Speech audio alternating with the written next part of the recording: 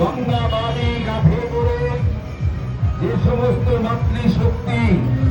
আজ পথ পরিক্রমার মধ্য দিয়ে সুদূর সুপ্রিমাস চলেছেন, আজ সমান্তরে